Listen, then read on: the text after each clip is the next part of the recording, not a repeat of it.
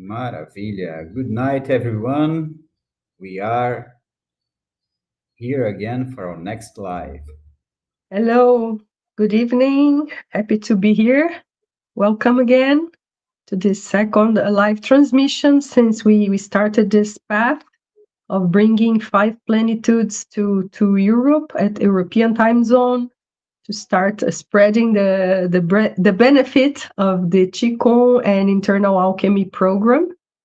So today we have this provocating title, From Zero to Tao. So let's see how that happens. And I will invite Eduardo to start speaking a little bit again about himself.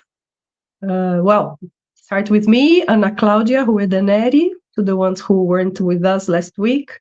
I am a lifetime practitioner of Chinese related martial arts, and then moving into Qigong and then internal alchemy. That's like a passion to me. It's something I really want to bring more and more into my life, but not only. I really want this to become more known and more available to others. So that's why we are here bringing this program, which started with those two live transmissions. And then next week, we will have our first practice, our first open class to everyone who wants to join. Everybody's invited already. Eduardo? Great. Thank you, Anna. It's very nice to be here with you. I will start presenting myself. That was an issue of the last live, right? So the idea of the five plenitudes or five fullness, if you translate, it started when I was researching in my master thesis. I was researching all kinds of integrative therapies.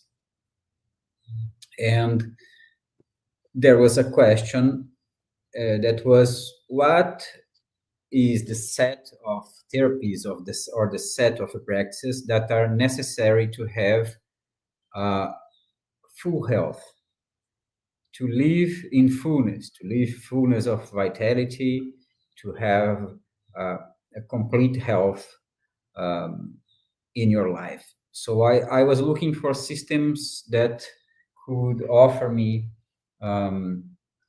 a most complete set of practices and also of theoretical knowledge to achieve this state of fullness of health. And so we started five plenitudes as an idea to create like subsets.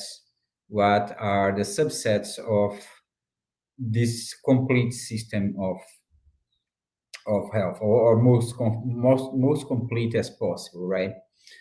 So we start with this idea of the body fullness, and the body fullness is a system that it has to enhance your body functions or your body vitality, right? So it is what is behind the idea of Qigong for you, and I know that some of you that that know Anna already practice Qigong. So Qigong is about being able to produce Qi, or being able to produce vital force.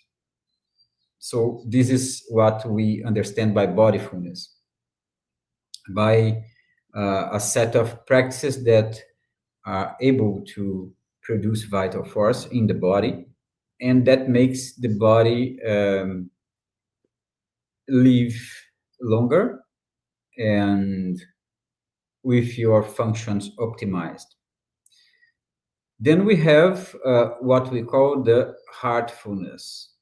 That is how to create, being able to create, to give shape to emotions, right? This is a very important function, since every, I would say, every medical system from the ancient world would consider your emotional states as a factor of disease or health. And why is that? Because emotions are an expression of vitality, are an expression of vital force. Then we have what we call the mindfulness, that is the pair of the heartfulness in the system. That is the idea to have a presence and a stable awareness and focus and all other parts of uh, your mental faculties. So the problem, and this is a trick and a very interesting and singular view of the system, and that's not only of the five plenitude system, that is also of the Taoist system as a whole, is that these mental faculties, the ability to be aware, the ability to be present in the time, the ability to focus, they are all part of a product that we call the Shen. And this product is produced by some transformations. It is related to your vital force. It is related to what happens in your body.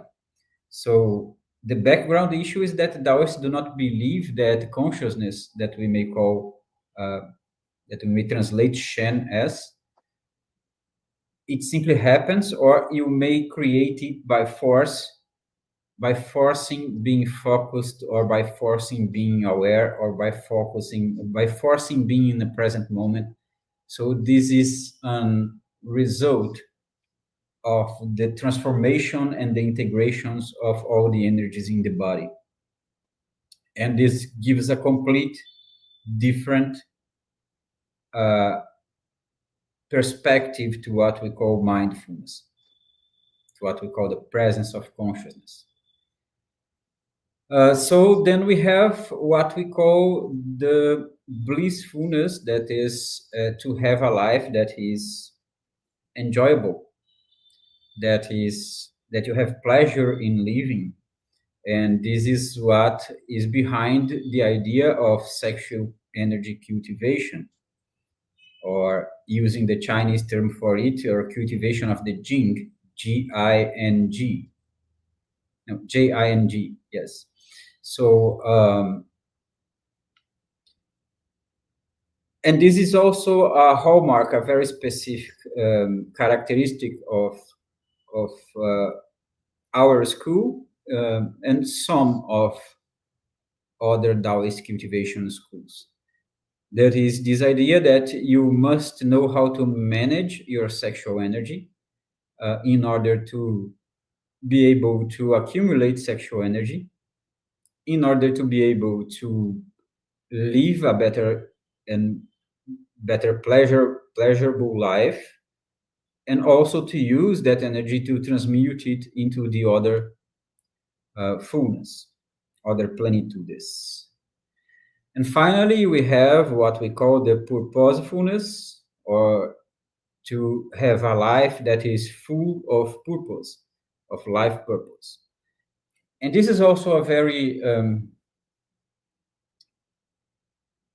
specific way of looking at the problem of why we live, and which are the forces behind why we live.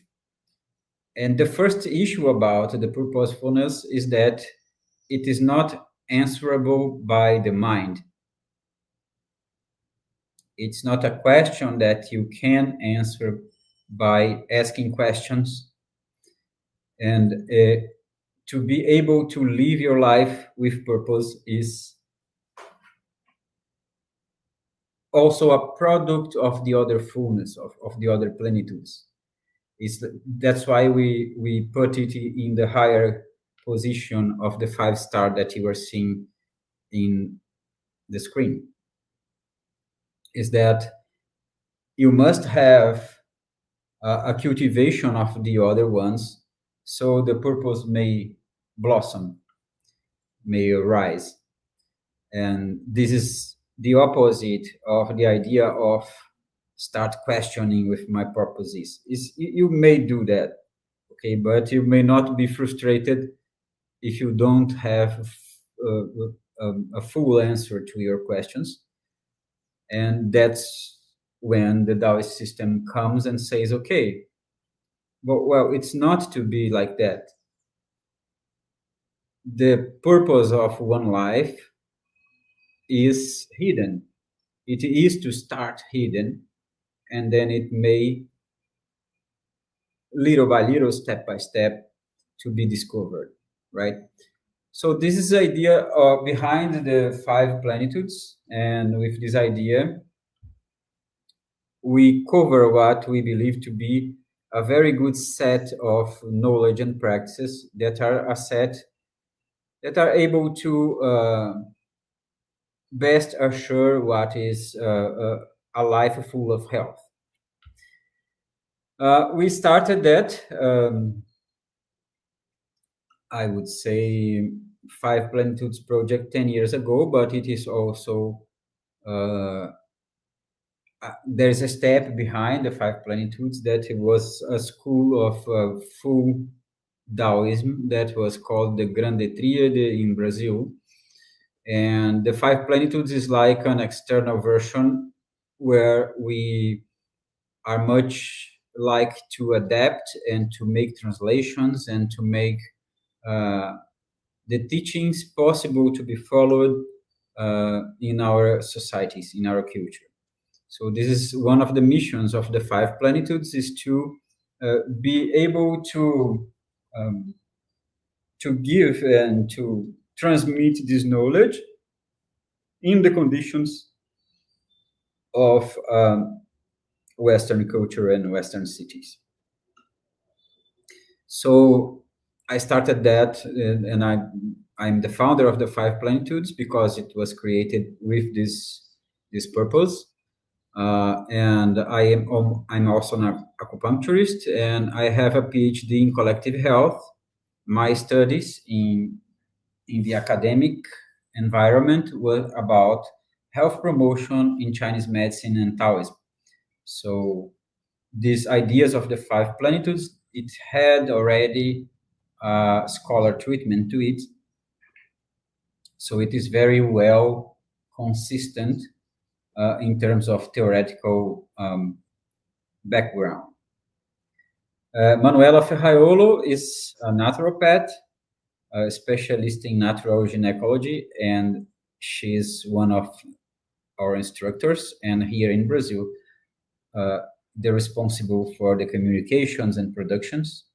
And Ana Claudia is our Europe instructor that we are going to start our classes in Europe in just a week, right? Anna, Yes. you want to talk more about yourself?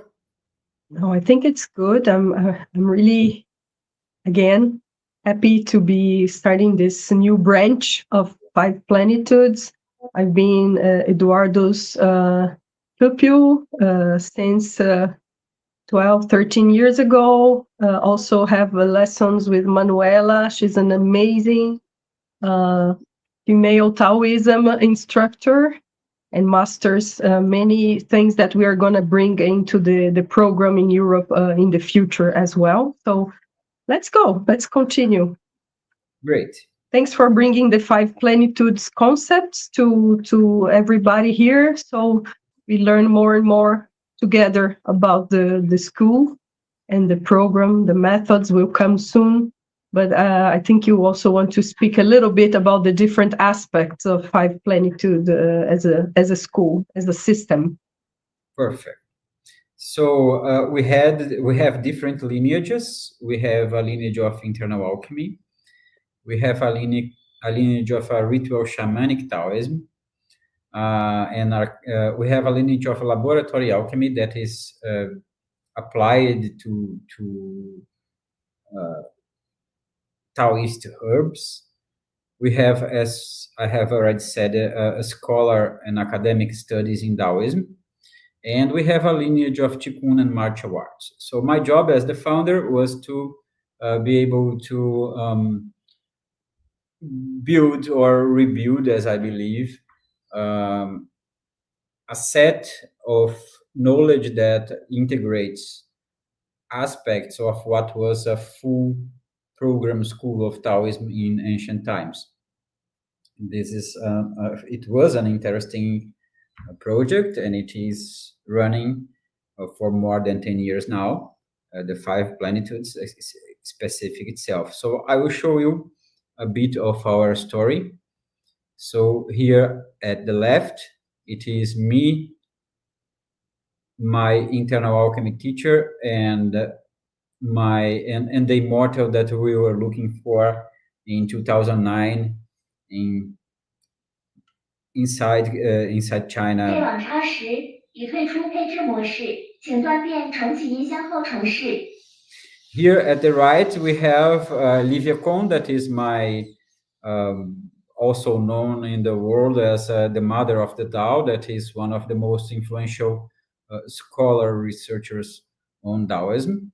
So at this picture, we were in Taiwan in an international conference of Taoist studies. So here is the conference, and at the left, in the left picture, we have Alejandro Penataro, that is responsible for the Mao Shan lineage and the shamanic Taoist masters that we call. So here we have myself at my left, my internal alchemy teacher, and at the left, my shamanic Taoist teacher.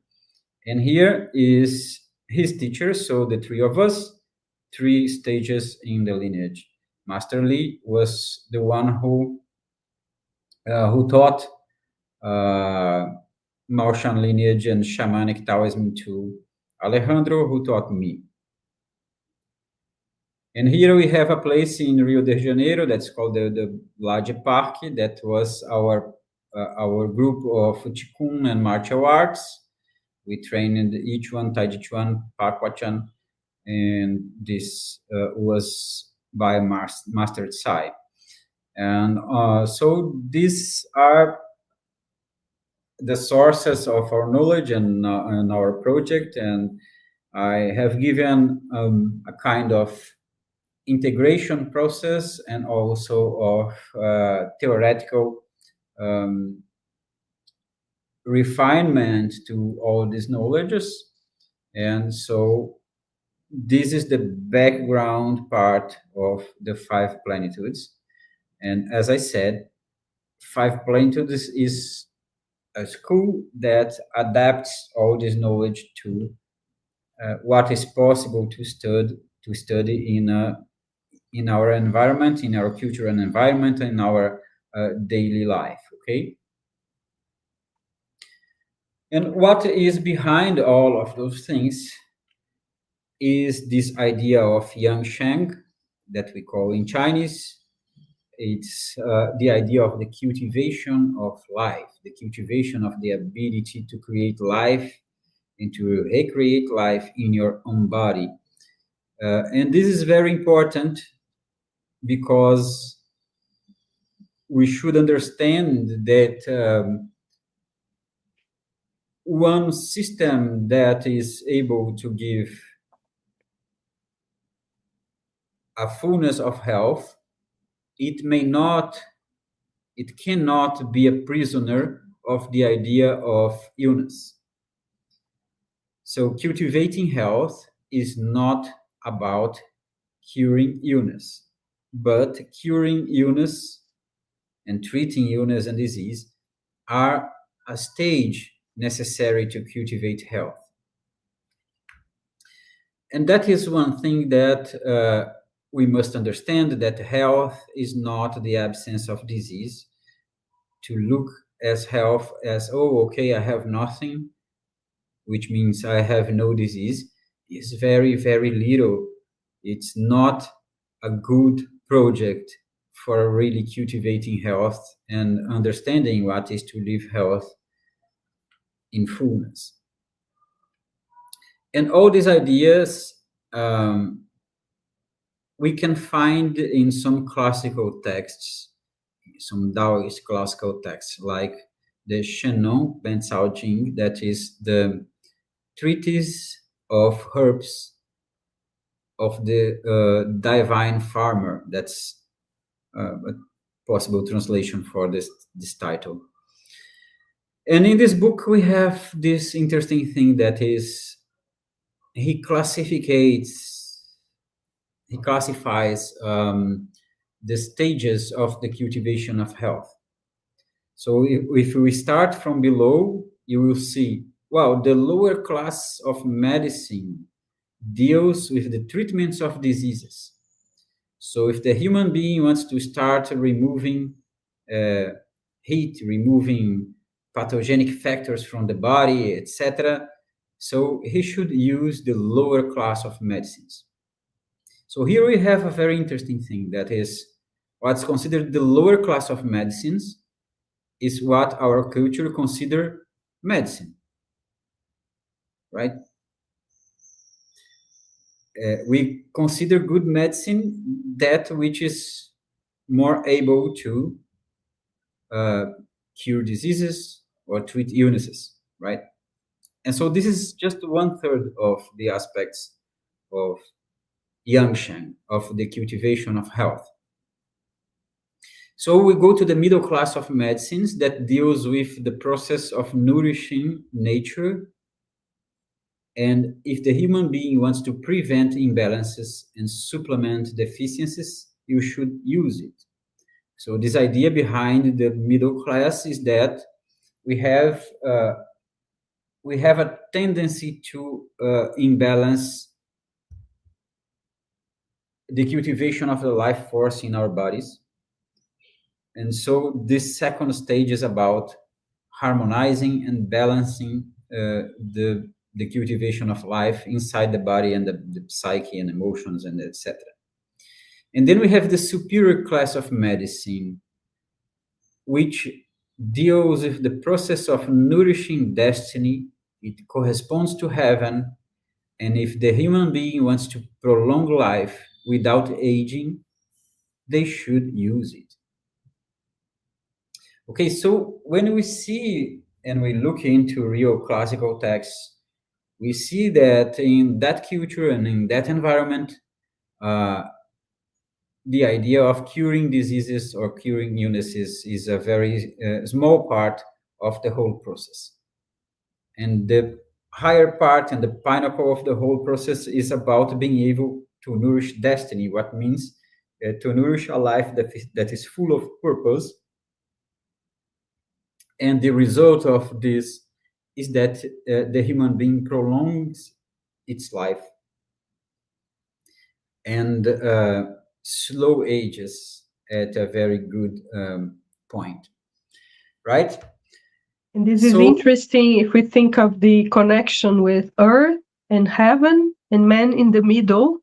It is a model that comes back many times in the approach of Taoism and the three treasures as well. So I think this is also worth noticing. Here we're speaking about different levels of health that can be achieved.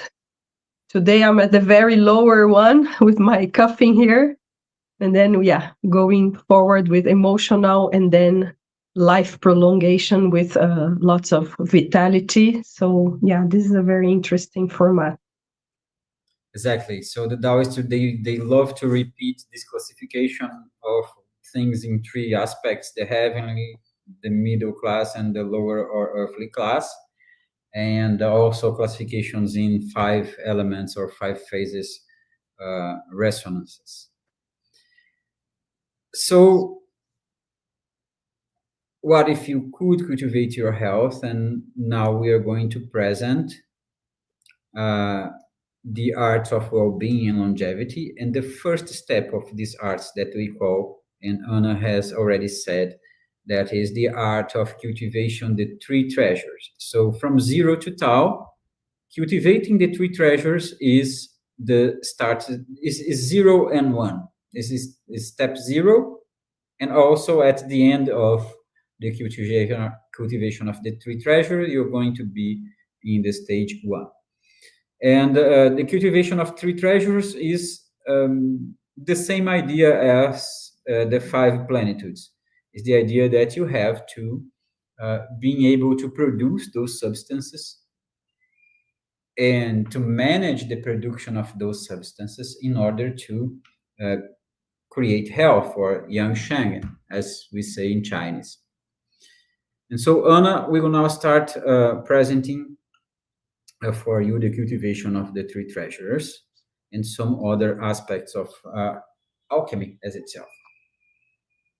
Yeah, so we spoke about alchemy last week. We know there is a general impression that alchemy is some ancient format of chemistry, and actually it's okay. It's part of the roots of contemporary chemistry, but it is also a set of knowledge developed in many different cultures, and each of them has their peculiarity. But if we think about Chinese history, there is a long-standing tradition of Waidan, the external alchemy, the transformation of elements into substances that could prolong life, help man reach even eternity. And this is also one of the specialties of Eduardo. So working with minerals, herbs, and other substances to then incorporate them to your health life standing program.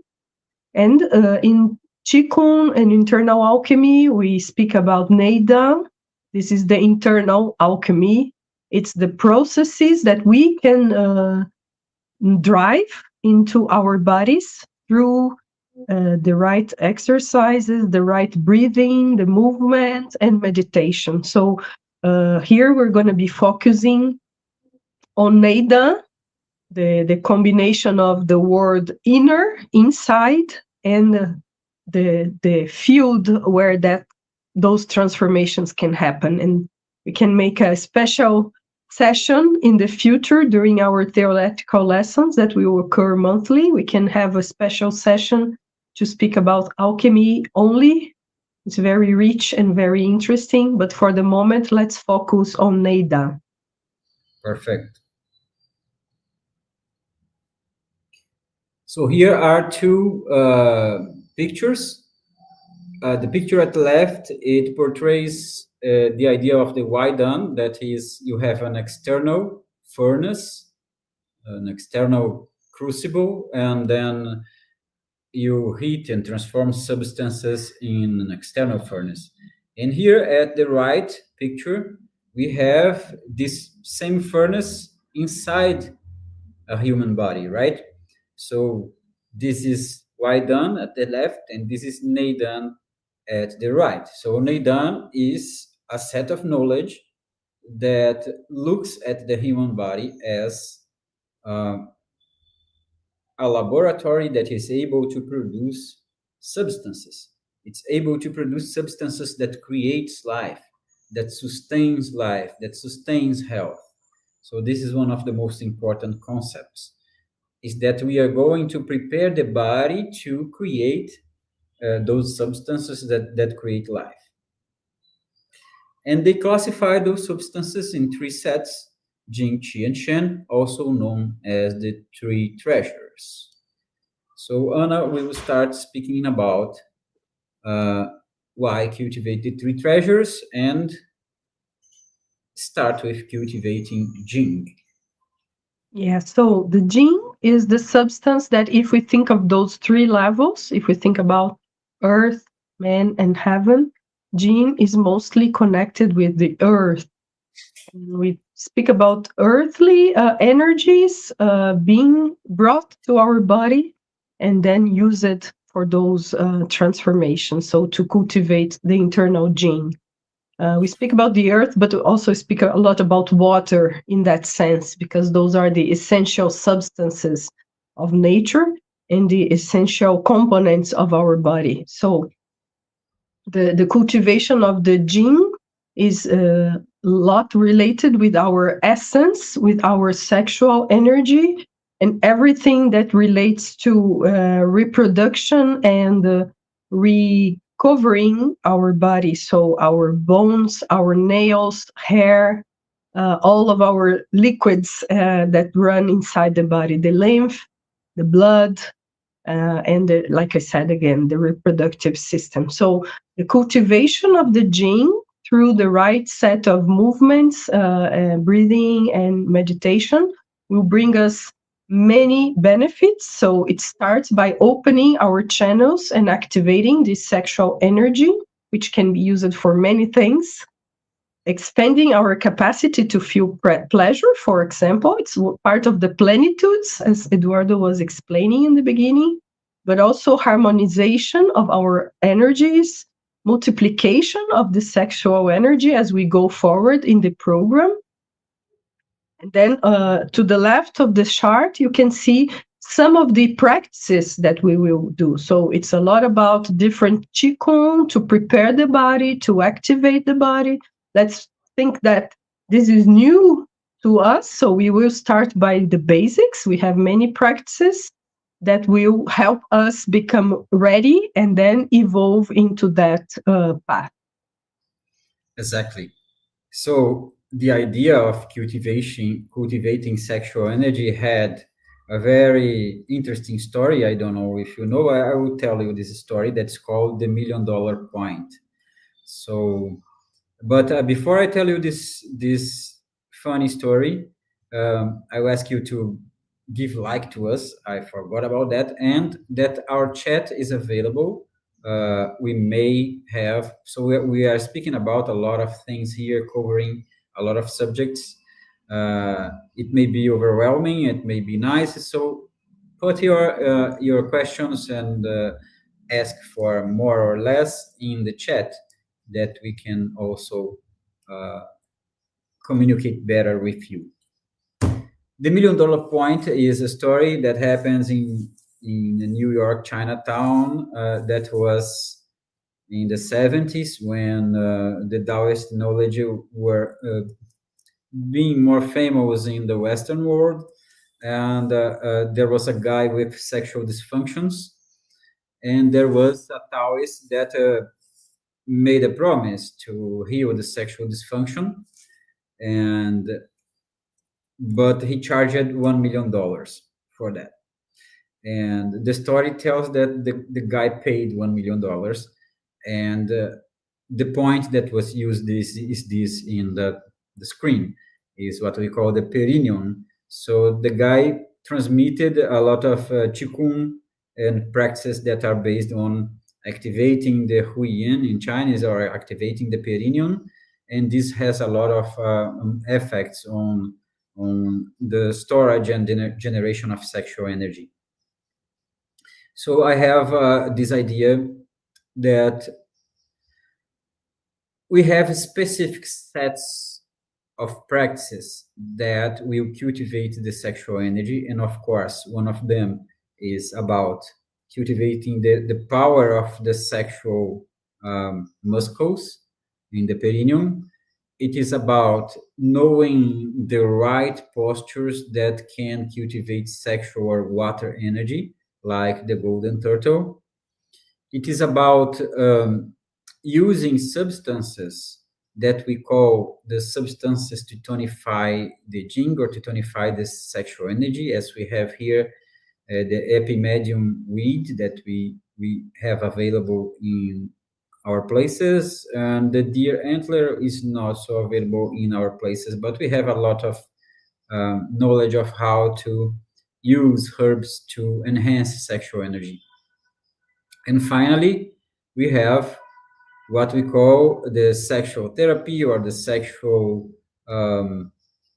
positions and the sexual knowledge itself, that is about learning uh, what to do during sexual activity in order to enhance your sexual energy.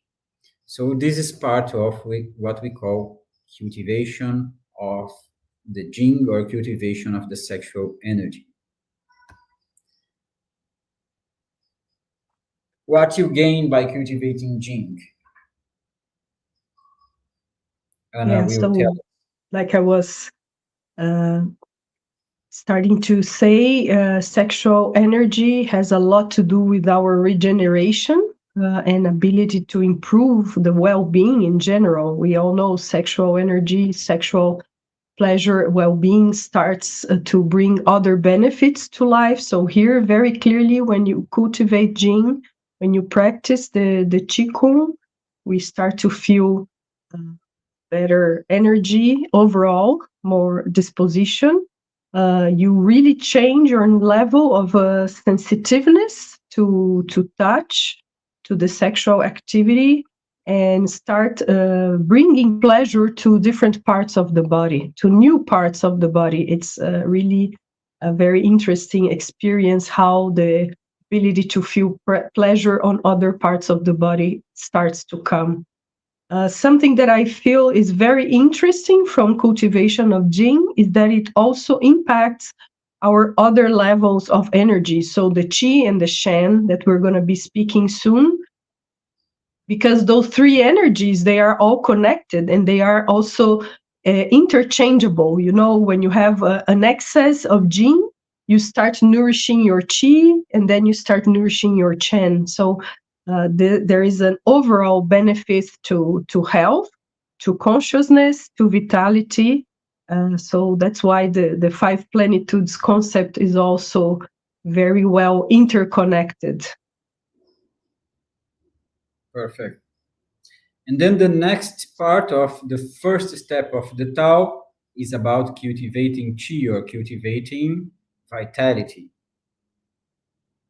Yeah, the Qi is let's say, the most mobile of the three energies. So when we do breathing exercises, when we do Qigong, that's why the whole thing is called the Qigong, because it's about the ability to move our vital energy along the body, across the whole body. So that's where we start realizing that our energy channels are something much more real than the theoretical meridian model that you probably saw already.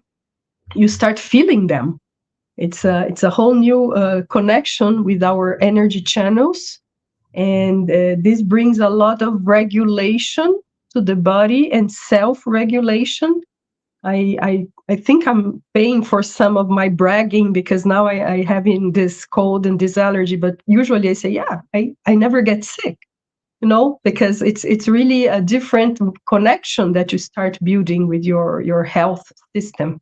And again, there are specific Qigong exercises that we do. The school is also always emphasizing a lot the Chan Chuan types of exercises, which are the more less, let's say, mobile types of postures that you will learn soon about them. But yeah, the whole cultivation of Qi is really a body improvement method. Perfect. Because the system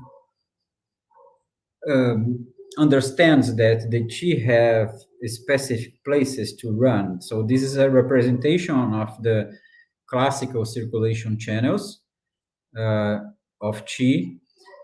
And we recently have these contemporary science breakthroughs in reference, and one of them is this anatomy trains dissective evidence. So this is a guy that he started to look at the direction of the microfibers of the fascia, and this guy started painting the muscles that have what they call a train, that is a trail of muscles. And so here at the right, we have the trail of muscles painted by this guy that's called Tom Mears. And here at the left, we have what we call the bladder meridian of the Chinese medicine Taoist system, one of the meridians that works with the water phase of energy and kidneys and bladder. So as you can see, it is very, very close one to other. And in our method, we use those kinds of postures in order to open all these channels for the energy to circulate. And those postures are called the Chan Chuan.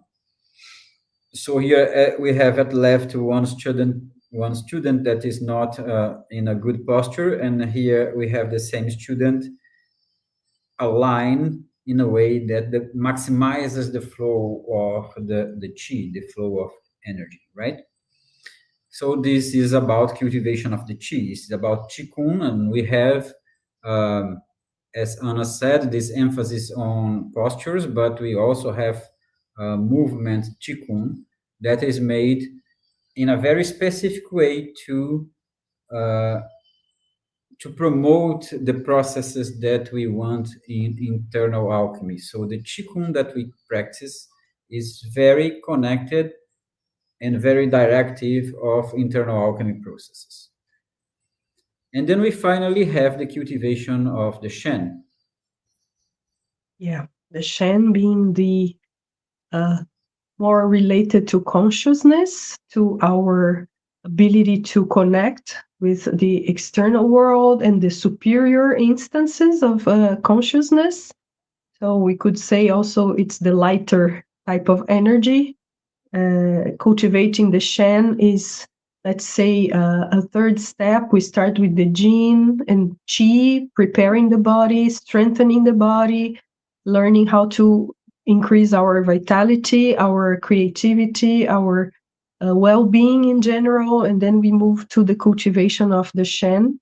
This brings a lot of mental benefits, I think, in a non-intellectual way, which is also very important nowadays, where we are bombarded with a lot of information, a lot of data. Everything has to be very intellectual. So cultivating the Shen also brings back tranquility. You know, you feel more clarity. You feel you can use your intellectual abilities more, and at the same time you feel less stretched, you feel less the energy it takes to use your intellectuality. So cultivating the Shen is like we say, it's a emotional detox, right? But one that you do in a very natural, in a very organic and fluid way, also through the corporal practices. So you see some of them are on screen: the qigong of the three minds, the meditation of the three minds,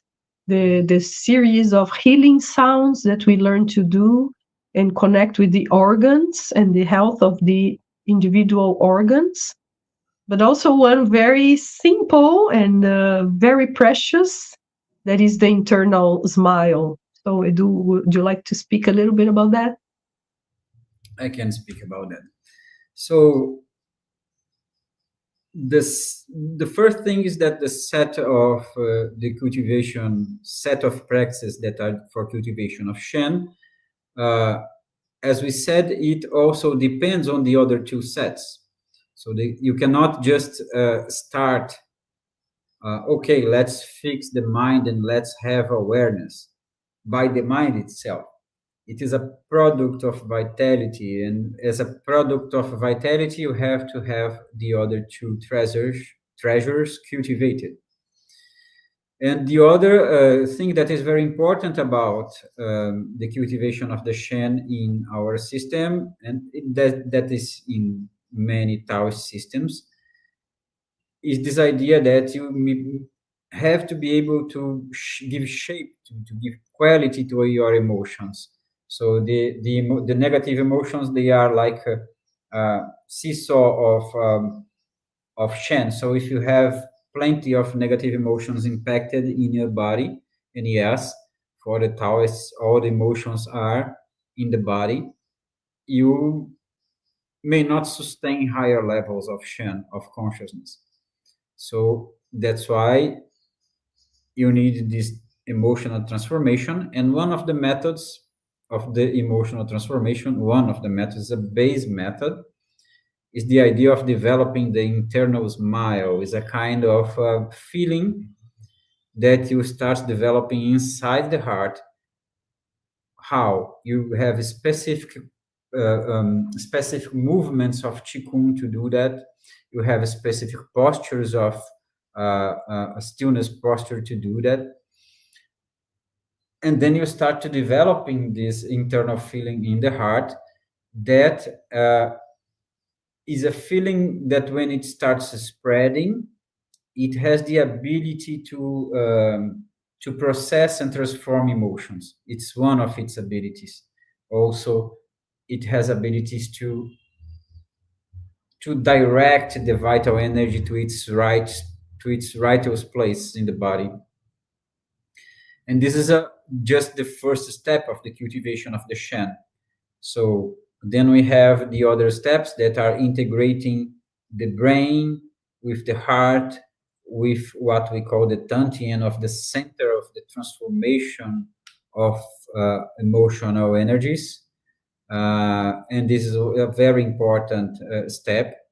And we also have the final step in the cultivation of the Shen, of this the first step of the Tao as a whole, that is understanding how emotions are generated inside your body organs, which emotions are generated in which organs, and how you match all these movements of energies, emotional energies, in a way that you produce vitality by processing energies. And this would be like um, a very, very good and important point to have in this first step of the Tao, that we say it's cultivating the three treasures. And by saying that, we have covered a picture of the cultivation of the three treasures. So it would be nice if you can talk to us a bit, and if you can ask questions, let us know if you are enjoying the journey. Anna, you have something to add to the Shen or the presentation as a whole, as we are going to the final part of the presentations. Yeah, I would like to say that we are always classifying things, right? That's the way society happens, and here too, for a didactic reason, we want to bring the three treasures, and we talk about them individually. So the Jing, the Qi, and the Shen. But when we start practicing, we realize that this is a lot more interconnected and a lot more dynamic. So even during the program of classes of practices that we will start, weekly practices, we do have emphasis in cultivating the Jing, the sexual energy, the Qi, the vital energy and circulation, and then the Shen, consciousness. But there is no way that you can only benefit of one of them. So here, when we start thinking about the gains that we start feeling in our body, in our mind, in our overall quality of life, I would say it's a synergy, the three of them and much more than that. So I think this message is important to also escape a bit of these fragmented view that can, surpass everything that we are saying here, because we're speaking about the three treasures. But it's again going from zero to the one, right? From zero to Tao. So let's also keep this feeling that we're going towards something that will bring many benefits to us overall. Perfect. This is it. The three treasures, they are not separated, but you can focus. You can learn how to focus the practice to enhance one of them, and that's part of what we learn in this first step in these basic classes of the Taoist cultivation. So, Anna, what are our next steps for starting the cultivation? Yeah, this is really something that highlights me, gives me a lot of energy to speak about. So next steps, we start next Thursday, February 12th at 8 o'clock p.m. Central European time. We will have our first practice. I will be conducting that. It's open to everybody, free of cost, so you can get to know how this goes from there. We will provide a framework that people who have no experience can start practicing. If you have some experience, even better, you will add new richness to what you already have and know. We will have about an hour of practice, but maybe sometimes we need a bit more. So when you engage on the weekly practices, we would say 1 hour, 15 minutes to be able to have good quality of practice. Sometimes less is okay as well. So on the 12th, we have that first practice. On the 19th, we will have also one open practice with Eduardo. So you get to know him as well in the setting of a lesson. Then on the 26th, we will be together. I will be conducting the practice, and we will make it a bit shorter just to provide more time in the end for everybody to go on camera and start asking some questions if you have. And then also we will explain the continuation. So the March lessons will already be exclusive to the ones who engage with the system, but you still have 3 opportunities and you can use all of them to engage with us. February 12, 19, and 26. We will be communicating the connection in our WhatsApp group. So if you're really willing to continue to have the practice sessions as well, join our WhatsApp group. I think the link will be in the chat of this live as well, and we go from there. Like Eduardo said last week, speaking is important. Speaking doesn't cook the rice. So next week we will start cooking the rice. Perfect. And there you'll be able to also know about our methodological process of teaching. That is an enhanced process that we use a platform of distance learning. We use online classes, and we have the retreats where we meet in physical body to complete all the system. Okay. So it was very nice to be with you here, and we are open to chat with you. Yeah, we didn't receive any chats today, so I will believe that our presentation went well. And you also may write to us in the WhatsApp, okay? So very nice to see you on next week on our first class.